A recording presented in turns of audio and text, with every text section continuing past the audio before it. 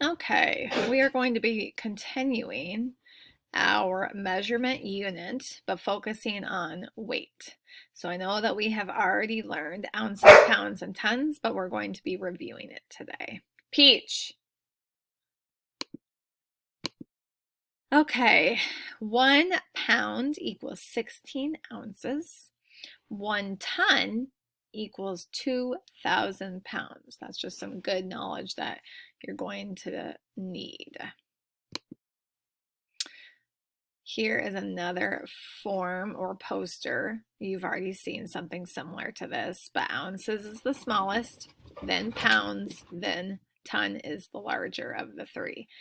When you abbreviate ounce, you want to put OZ period. When you abbreviate pound, it's LB period. Or if you want to say pounds, you would put LBS period. And T is for tons. I'm not sure why it's not there. All right, remember that a slice of bread would be 1 ounce.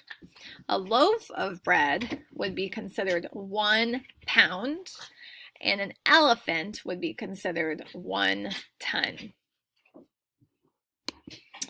Here's a slice of bread for you. These would be 2 ounces since there are 2 slices of them in the picture.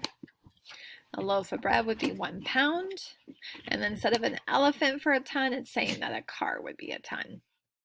So for this next part, you're going to need a piece of paper, or you could probably use a whiteboard. If you're going to use a piece of paper, though, you need something to write with, preferably a pencil in case you make a mistake. And then if you're going to use a whiteboard, you need a whiteboard marker. You can pause this if you need some time to get those items. There's going to be 12 problems that, oh my gosh, that we're going to be doing. Tuck just jumped up on my leg. All right, Tuck. Hey. What's wrong? Okay. Well, I was doing a math video, Tuck. Go. Can you go? All right, the first one. Which unit would best measure the weight of a school bus? Would that be ounces, pounds, or tons? Remember, you can pause at any point in time. Number 2, which unit would best measure the weight of a person? Ounces, pounds, or tons? So you're writing down next to your number what you would choose, and you can abbreviate it. You should probably abbreviate it so you can get some practice. Number 3, which unit would best measure the weight of a pencil? Number 4, which unit would best measure the weight of an airplane? And when we're done with all of these, I'm going to give you the answers, of course. Number 5, which unit would best measure the weight of a desk? Remember, if I'm going too fast, you can pause at any point in time. Number 6, which unit would best measure the weight of a hippopotamus? Number 7, which unit would best measure the weight of a piece of gum? One piece of gum. Number 8, which unit would best measure the weight of a dog? We've done this one before.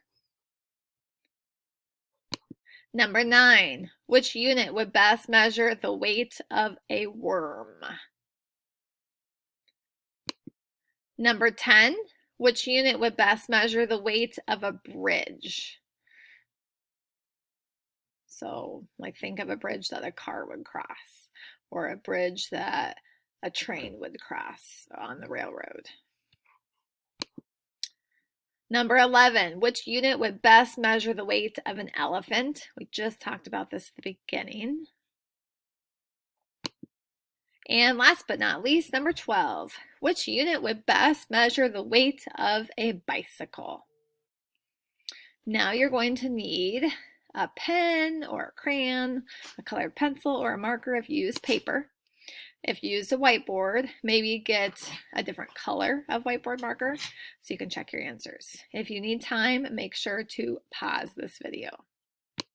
Here are the answers. So number 1 should have been tons, and hopefully you put T. Number 2 should have been pounds. So you should have put LBS. Number 3, ounces, OZ. Number 4, tons. Number 5, pounds. Number 6, tons. Number 7, ounces. Number 8, pounds. Number 9, ounces. Number 10, tons. Number 11, tons. And number 12 should have been pounds. Okay? Pause this if you need to still look at it. All right, now you're going to go back to Google Classroom and look to see what you need to do for your assignment. Goodbye.